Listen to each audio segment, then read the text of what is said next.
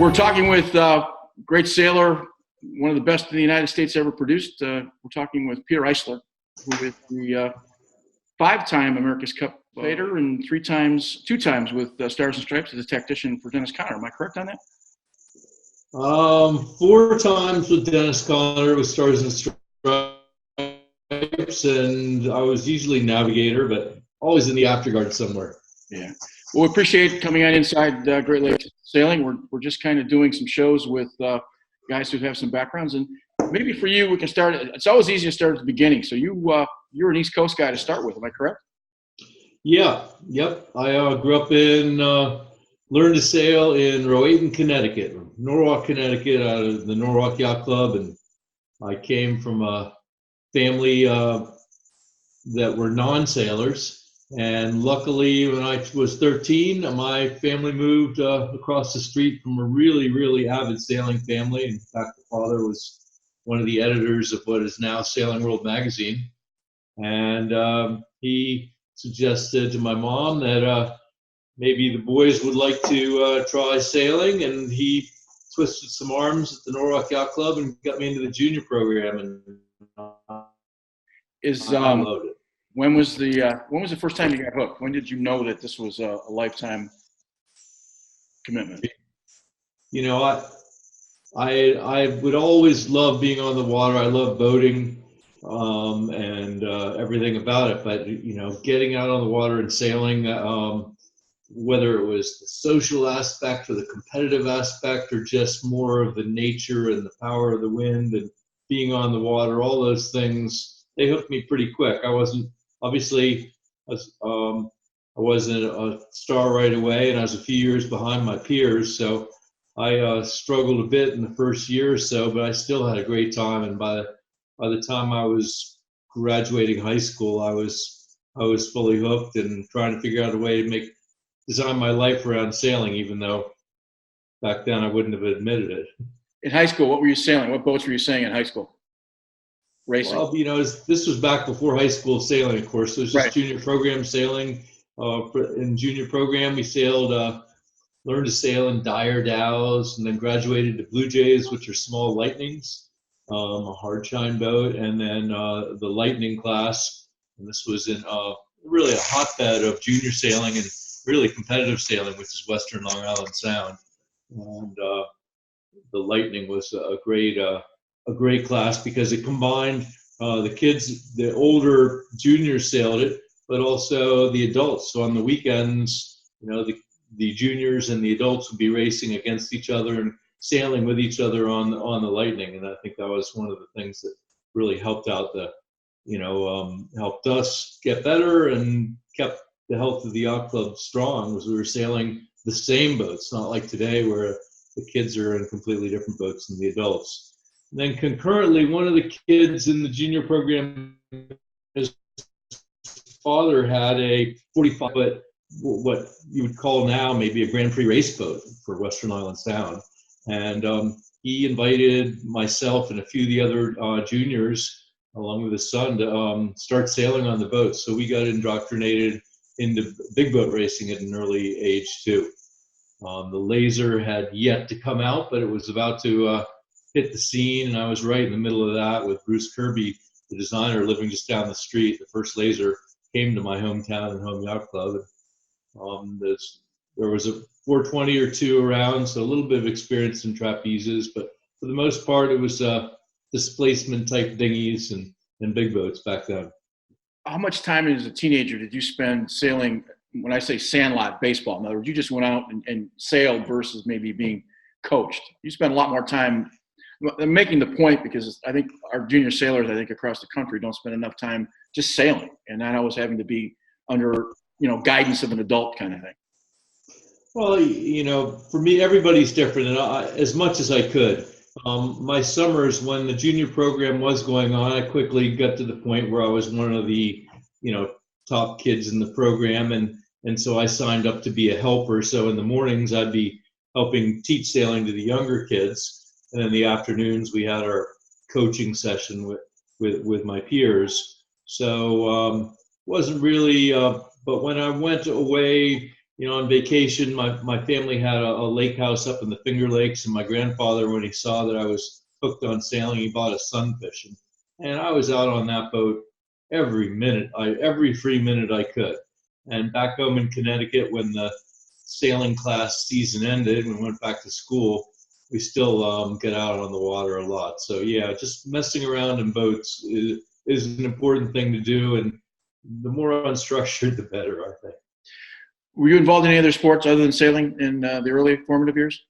Yeah, sure. I was in high school. I was on the swim team and captain of the swim team, and I was on the cross country team. But I played baseball and basketball and football in the neighborhood. So I was fully active. But slowly but surely, sailing was becoming my focus. And really, I gave shout out to Ted Jones, the editor of what is now Sailing World, and his family. But I could go down to their house, and Ted had a library of yachting magazines. This was before Sail Magazine came out, but all the different sailing magazines, hardcovered. So we would turn on the stereo loud and just start looking at old sailing magazines, and in the middle of winter. So it was because my family, there was no sailing books or anything around, but there was everything. Yeah. Formative years, obviously. You had to come back from trips and say again? No, I was going to say, from your formative years, you went out to Yale to go to school. Yeah, yep. I ended up just up the street from my hometown to New Haven, and one of the reasons I went to Yale was the sailing team. At that point, I wasn't really.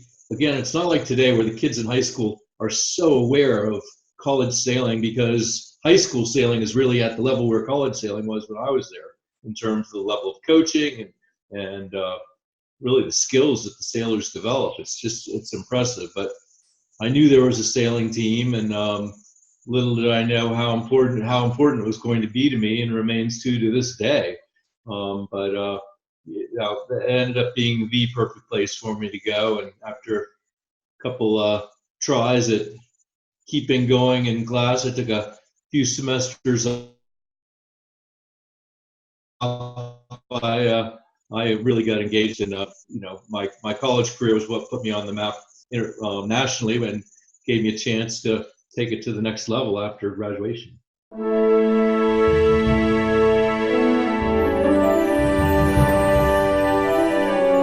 Earlier that you were sort of behind your peers, and then you end up as U.S. The College Sailor of the Year. Somewhere in there, you must have had some good coaching or some dedication or something, but something must have changed. Yeah, I mean, again, I think it was a great surrounding. The fact that I did get the exposure in the big boats at an early age, like 14, 15, we were on the bow trying to do dip pole jibes, and what then seemed like it was a big boat for Western Long Island Sound. And the time spent messing around in boats and hanging out in the Joneses wintertime, then reading sailing magazines and stuff, all that, I inundated myself and quickly, caught up the couple of years that I was behind. And, through good fortune and good coaching, like you say, back then, interestingly, in college, the Yale team didn't have a coach. And so we were really self-coached. And fortunately, we had a great team of both older classmates, who were seniors and juniors when I was a freshman, and also an incredible crop of freshman sailors, including two internationally renowned sailors that were my best friends, and we teamed up for all of our 6 years at Yale, or however long it took to get through. And that's Steve Benjamin and Stan Honey. What's your educational background at Yale? I majored in sailing. I did as much as I could, but we lived out at the Yale Sailing Center for 3 of our 4 years there. And but my focus of studies was meteorology. So I studied weather, and at Yale, it's not really a hands-on weather forecasting routine. I learned computational fluid dynamics, and it was all pretty math and physics oriented. But that was as close as I could get to sailing and still graduate with a degree. You never saw yourself at Channel 4 News on Saturday night, 11 o'clock, right? Absolutely, I did. I didn't think, I thought of it at the time, and it was always something that intrigued me. And then years later, when I started getting all this TV experience, when I covered the America's Cups for ESPN and other networks, I had all the skills and then some to be able to talk about the high pressure on the right and the low pressure on the left, and talk with those green boards, which is pretty hard to do. But somehow I've been able, luckily, to be able to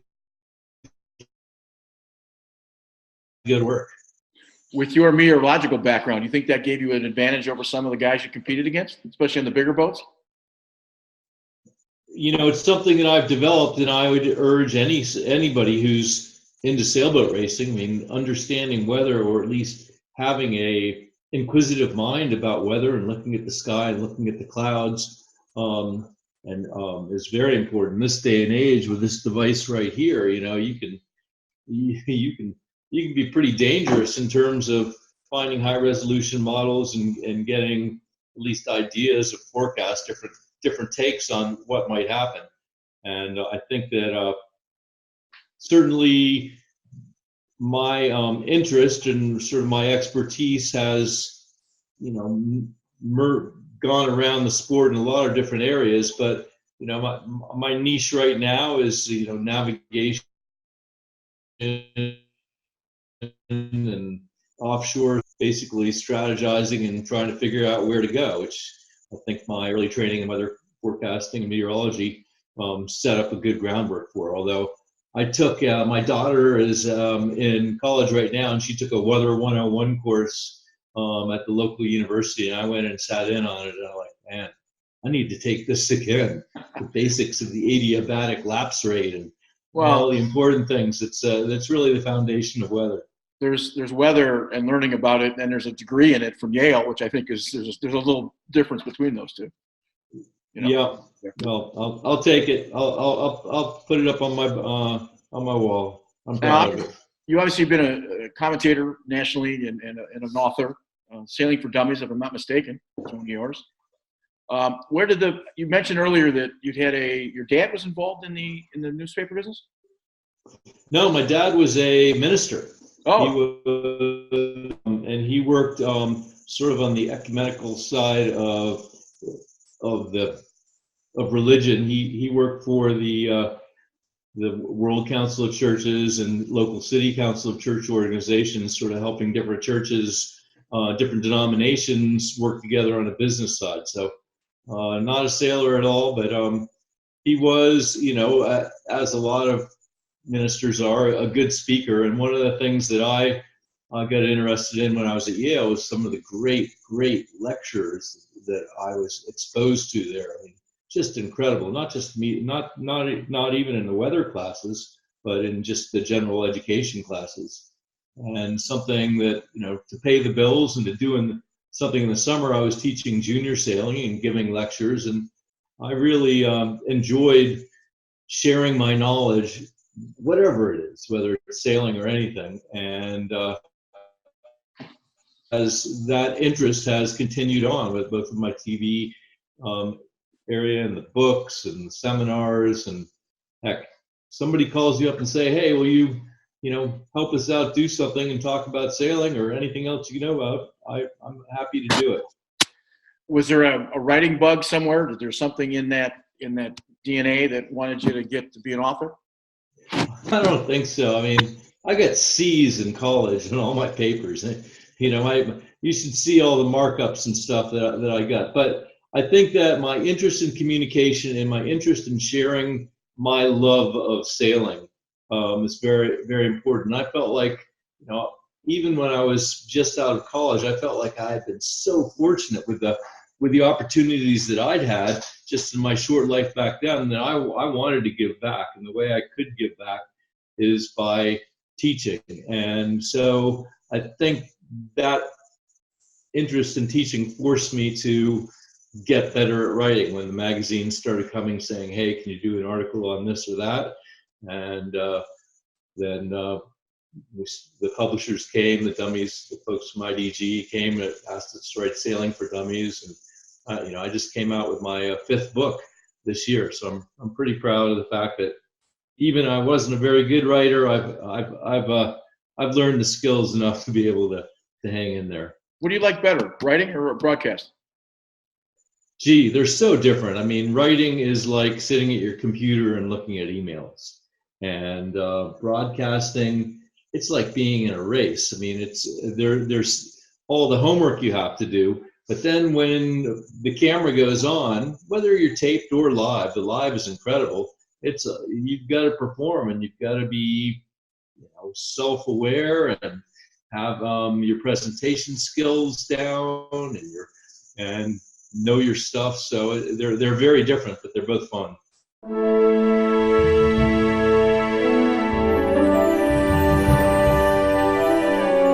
Yale College Sailor of the Year into sort of big boat racing and sort of a national level. When did that all occur?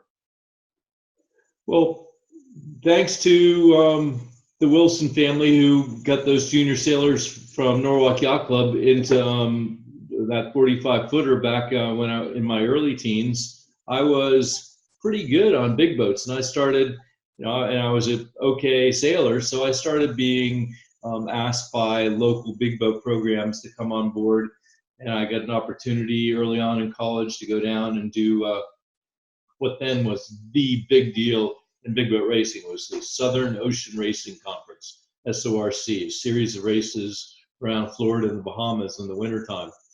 I got introduced to that and ended up doing the SORC for a number of years, and that really exposed me to international big boat racing. And at first I wasn't maybe on the best boats, but I had some great opportunities and started meeting people. And that's what I tell people when kids, when they say, how do you get into big boat sailing?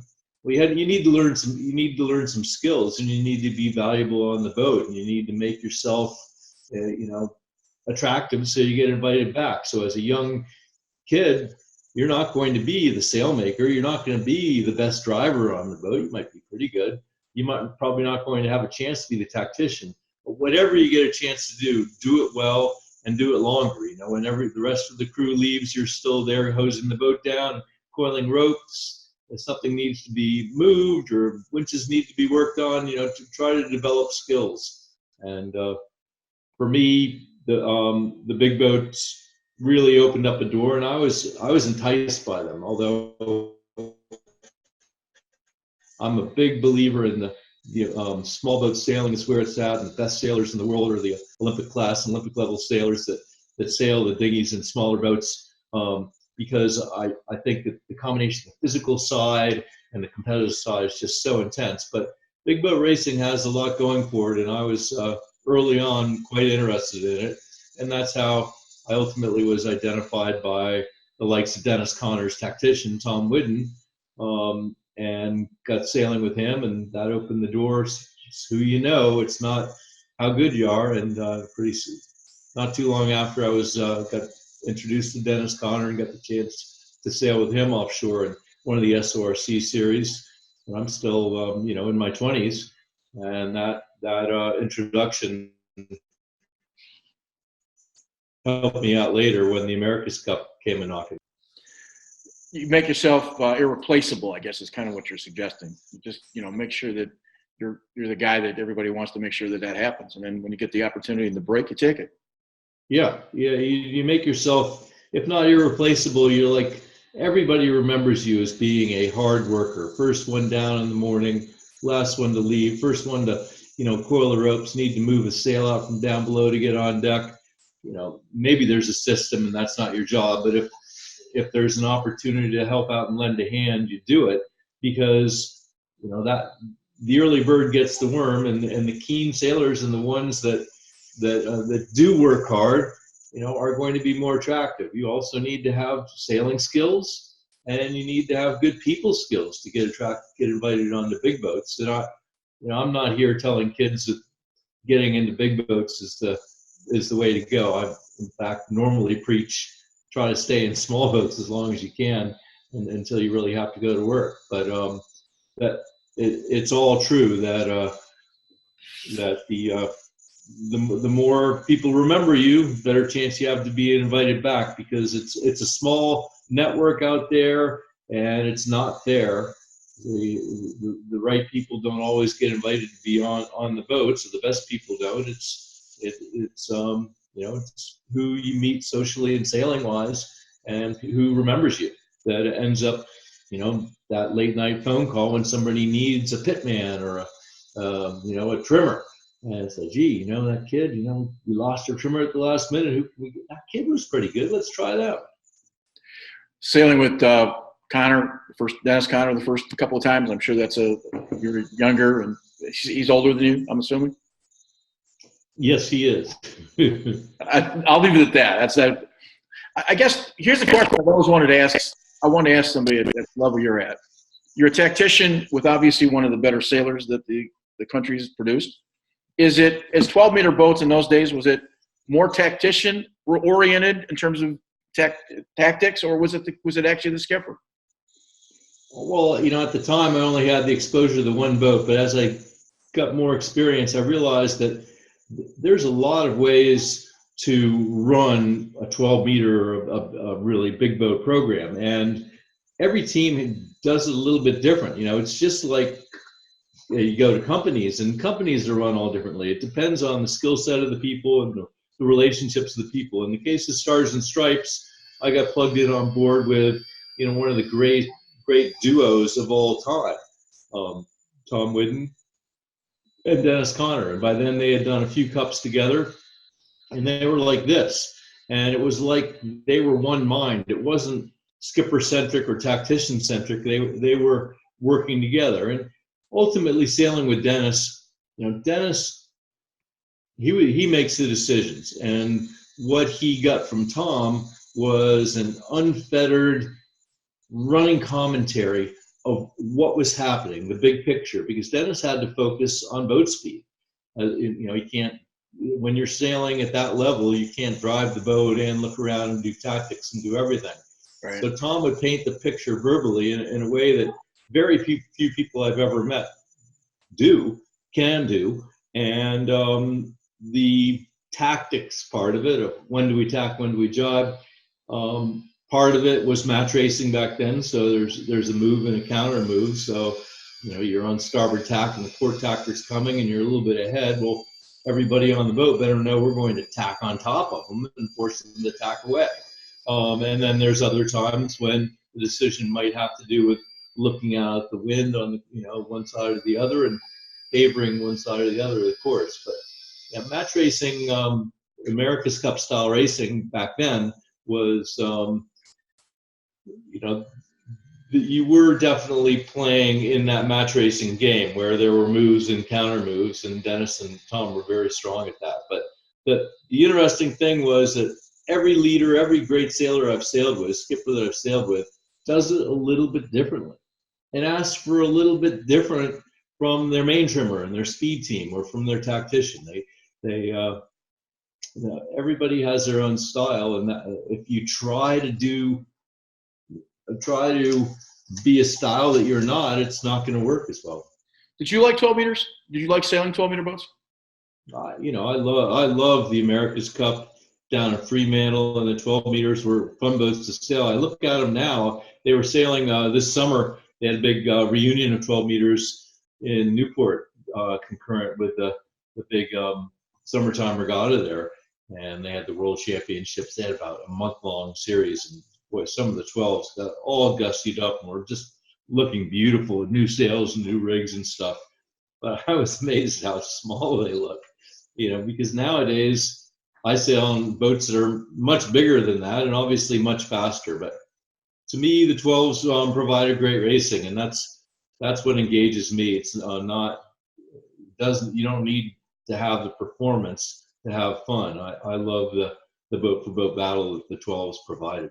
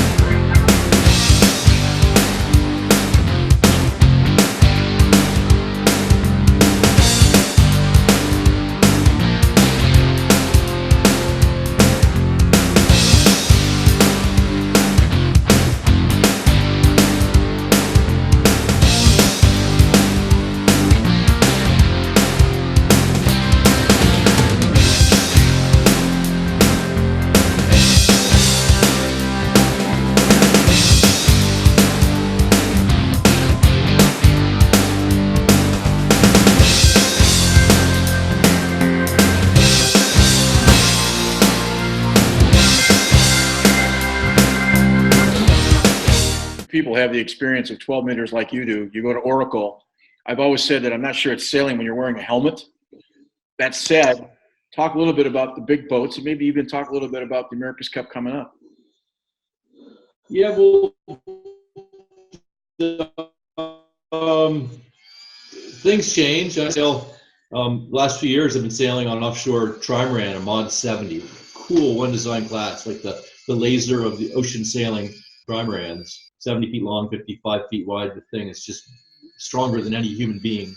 And we're wearing helmets on that boat, so been having a good time and racing hard. You know, the cup in and of itself, that's a long story, and really it's my short take on it is that the cup has gone through a lot of changes, especially in the types of boats since the last monohull America's Cup, new one coming up this time, but back in 2007, which was also my last time sailing on an America's Cup team.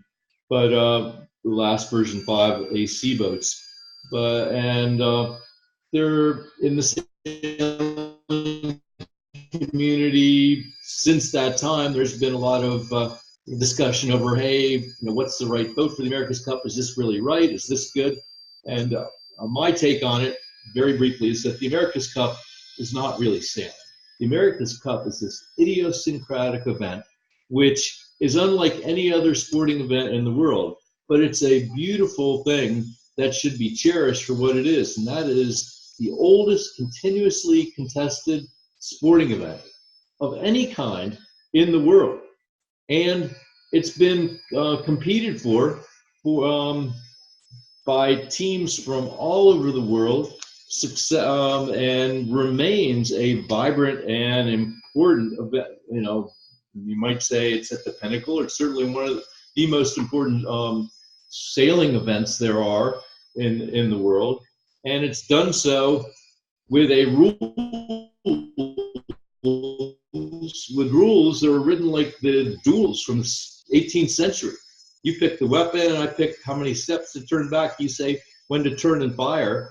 It's not a sailing event in some ways. It's an overgrown high school science project gone crazy. It is the Great Britain almost went to war over the United States over a alleged cheating incident in the America's Cup back at the turn of the 1800s to 1900s. There have been, colorful characters that have gone off to jail like Alan Bond. It's not really a sailing event. And the cool thing about the America's Cup is, harkening back to that set of rules, the deed of gift, says when you win it, you get to decide basically a lot of the stuff, like what the boats are. It's not up to you or me or the sailing community to decide. It doesn't say we get to vote and this is a good thing and you got to make it good for the sport. All it says is you get to decide, and it has to be within this sort of size range and agree with your challenge. And so because of that, the cup really, I don't hold it up to the same standards, like is this good for sailing, as I would maybe in changes that you see in the Olympics, because it is its own thing, and it's not broken. It's successful and still running strong, even though just crazy amounts of money are spent in it, and you could argue wasted. It could be used a lot of different ways. So if the winning team wants to change the class of the boats and have them be Martian spaceships, and they somehow qualify that way, then hey, the cup has always been a little bit different, and sit back and enjoy it. But it's not our God-given right to have them be the boats that we think are the beautiful match racing boats. Are the new boats better for television audiences? Is it better sailing than it might have been before? Is it more TV friendly? Does that help? I think so. I don't think so. I think that covering sailing is very, very challenging. And the great thing about the recent America's Cups are it's gotten easier to get that aerial coverage, and thanks to my college roommate Stan Honey's efforts to basically add even more technology to the graphic side of sailing, it's easier to understand. I don't know about you, but the last America's Cup, I first started to see the catamarans racing in some of the early races, I couldn't tell if they were going upwind or downwind. Yeah. You know, they had just wing sails that were trimmed in tight both ways, and if it wasn't for the graphics, and I'm a Right. so I think that you know, the cool thing about the America's Cup is probably more money and resources are spent televising it than any other sailing event, and in that way, it you could say that it's certainly done better and more completely, and that in and of itself is a good thing. But I think it's really irrespective of the type of boats. It could be back to 12 meters, and we'd still have the benefits of the new technologies covering it. Yeah. Since 1983, you've been involved in the American. You were the director and president, I guess, of the American Sailing Association. I was on board with the ASA back when it was founded in '83 as the young public relations director, and I remain, you know, on the board of directors today. I'm very proud of, you know, what the ASA has achieved since then. You know, over almost 40 years later, and about hundreds and hundreds of thousands of people to sail. The ASA is not a racing thing. It's for commercial sailing schools and professional sailing instructors that teach mostly adults entry-level sailing and keel boats and sort of a cruising recreational sailing event. But once again, it gets more people out on the water, and I'm proud of what the ASA has done, and still very involved with, at least on the board level, of how the ASA is doing. Where does your dedication come for sail promotion? I mean, that's more of a heart thing than it is a brain thing.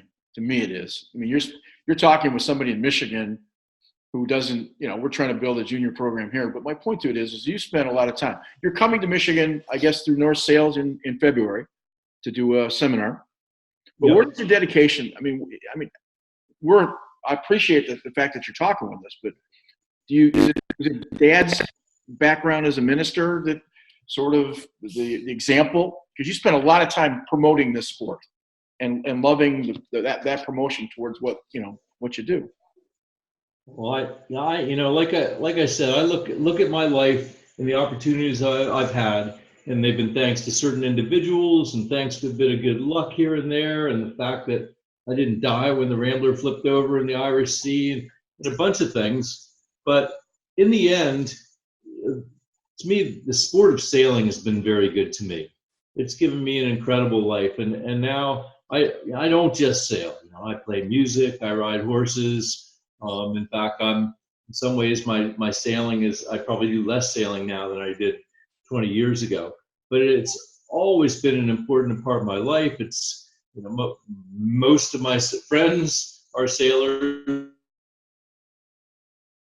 and so to me, I say about the fact of giving back, and really what motivates me is sharing the excitement and the love and the beauty and the challenge and the opportunity that sailing provides. Quarter horses, correct?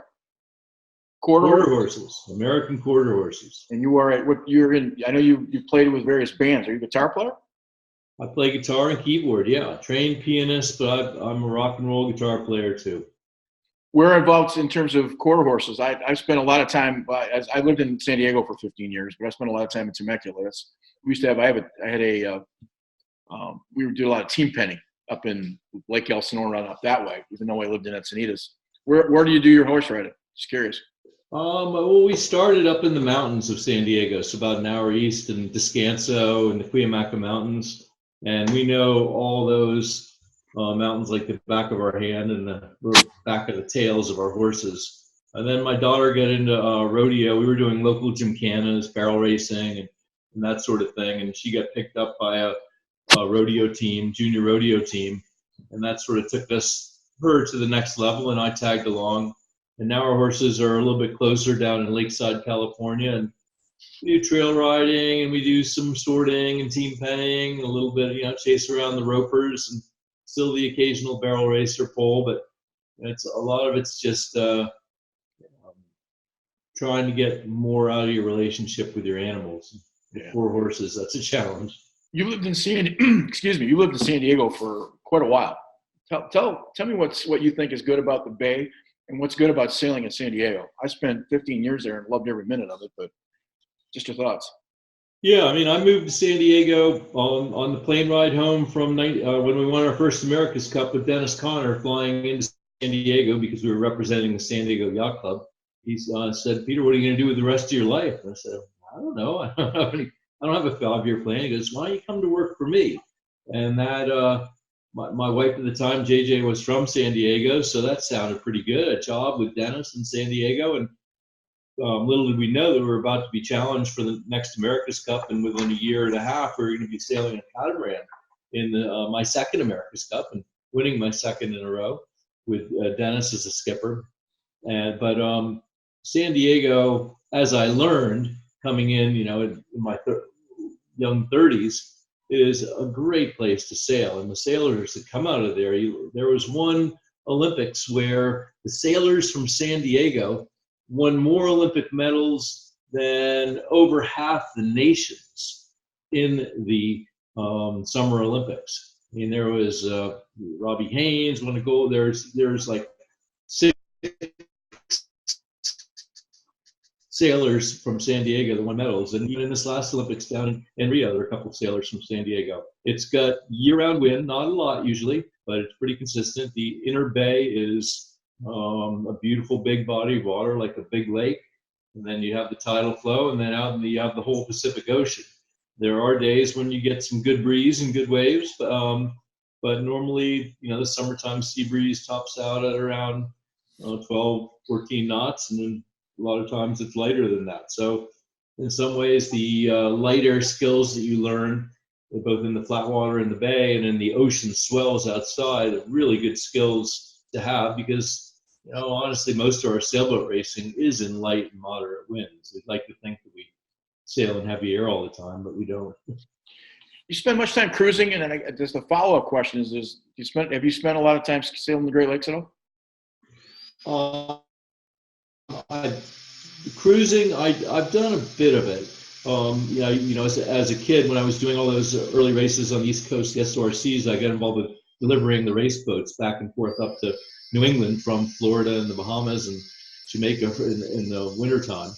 And so that was my introduction to racing cruising, and also navigation, which is a skill that I've developed. And occasionally, very, very occasionally, my friends will talk me into doing a cruise. We've done a couple of great cruises around the Balearic Islands in the Mediterranean recently. And I love that, but not enough time in the day. And, usually when I get on an airplane and go somewhere, I'm going to race. The Great Lakes, I love the Great Lakes. At our first college national championship was won in Belmont Harbor on Lake Michigan, in Chicago, and right outside of the Belmont Harbor in Lake Michigan. And I've done probably, 8 MAC races of one flavor or another. And, most of my free summertime from childhood on was spent in that Finger Lakes home that I referred to, where I was sailing the Sunfish back in the days. So but I love the Great Lakes. It always amazes me that you don't have to rinse out your foul weather gear after you go sailing and you get wet. It's a great thing. I've got a wet locker in the boat, and I think it's packed with food more than it's packed with anything else. Last question, and I guess this just goes back to junior sailing. You were a coach. You've been around. You were an Olympic coach. Just maybe talk briefly about what you think the state of junior sailing is, and are we doing it right? Are we just some thoughts? Gee, I can't claim to have my finger on the pulse of junior sailing today, and although I've seen decades and decades of sailors go through, and thanks to one of my daughters was a very avid sailor and high school champion, and went on to sail on the Yale sailing team and still sails now out of college. So I have kept my finger on the pulse, at least to the high end of junior sailing. But I've read all the well thought out articles and treatises on what's wrong with our sport, or what's wrong with junior sailing and what's right. And I simplistically, for the last 30 years. Maybe I'm going back to like, the grass is always greener, or back in the olden days things were better. But I think that ultimately the health of the sport, the health of a yacht club, the health of a junior program is when everybody's playing together or engaged together. And you get the opti teams that are, trailering off or flying off to Europe, and one parent goes. And now I came from a family where my mom was not, my parents were not sailors, and they weren't involved. So I'm not saying that that's wrong, but I find that the health overall of sailing is connected somehow to the social side of it. And by social, I mean society, family, friendships, and cross-pollination. And my experience, where the kids were sailing the same boats as the adults, was a really, really healthy thing. And even recently, we were talking with Stan Honey recently, he was saying, what we should do? We should make like a PHRF rating advantage, where if you have a kid, a junior sailor, you get 4 seconds per mile, or rating benefit, or something to encourage, keep involving sailors. Because I go out and sail big boats here. I just did a race with Dennis Conner the other weekend in San Diego Bay, and it's a bunch of gray hairs sailing big boats now. I don't see the mixing going on as much, and that may or may not be important for junior sailing, but I'm sure it's an important point for sailing in general. What I guess the last question is, what are you sailing right now? What is your boat? My boat, I'm learning to kiteboard. My daughter talked me into it, and I'm really enjoying it. I don't have any equipment yet. I'm a long-time windsurfer. My favorite boat to sail is a windsurfer, and I'm pretty good at it. I used to go out and do the waves on the North Shore of Hawaii, and I've got short boards and some pretty high-speed equipment. But I'm intrigued with the whole kiteboarding end of things. To me, in some ways, it's not as much about the racing. It's not as much about and those are the sailboard's the only boat I own. Gone are the days where I have any one design class or anything. And all my sailing that I do now, or almost all my sailing, is with clients who have amazing boats, from the newest J-class Spea to that Mod 70 that I was talking about, to beautiful ocean racing boats and Great Lakes TP52s and stuff. So I'm very lucky.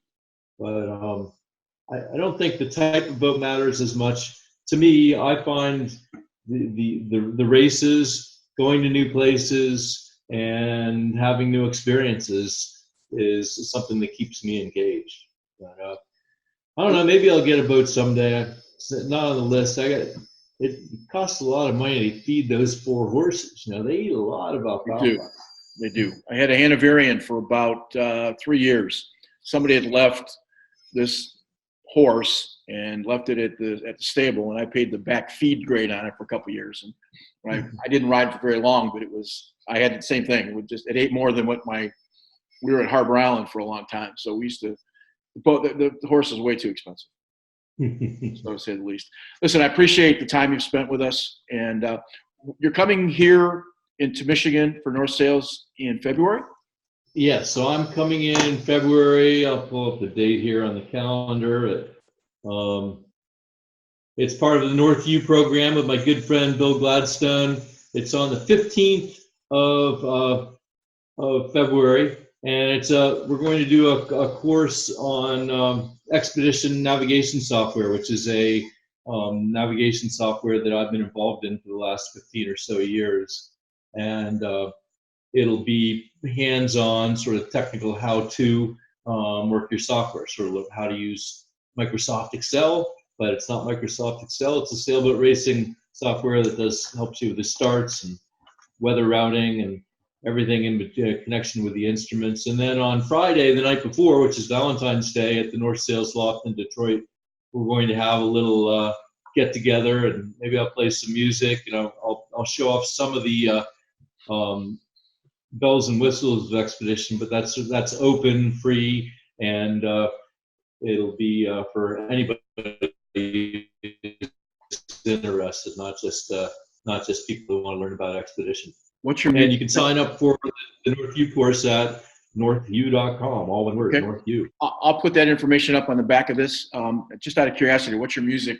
What do you enjoy playing? I mean, what is it that makes you happy when you play music? I can pick out anything. I was just listening to some great female country music station on my Spotify thing, but I'm a Deadhead, okay. And my band usually plays Grateful Dead songs or songs that the Grateful Dead did or might have played that were written by other people. I enjoy the improvisation side of that, and the fact that every time you do it a little bit differently, and there's a lot of great communication that goes on in a jam band like that, because everybody's trying to listen to everybody else in order so you don't have a train wreck. I was trying to leave these interviews with somebody local. When I talked to you on the phone earlier, I'd mentioned that Wally Cross was part of this series. So I know you mentioned that Wally wanted to say hi back to you. I just wanted to put that plug in for Wally. All right. Yeah. Well, he's definitely one of my peers, one of my heroes. I think we're either the same age or within a year. And, we both out of college had the same goal in mind, and that was winning an Olympic gold medal. Wally headed off in high performance class, the FD, and I was sailing a Soling with my good friend Dave Perry and Tucker Edmondson, and those were good old days back then. No cares, just a duffel bag and your Olympic boat and a big truck to tow it around. Well, listen, I really appreciate your time and everything you've meant to sailing, and thanks again for everything that you've meant to sailing, and hopefully some folks are going to enjoy watching this conversation. So again, thank you, Peter. You're welcome. Have a good one.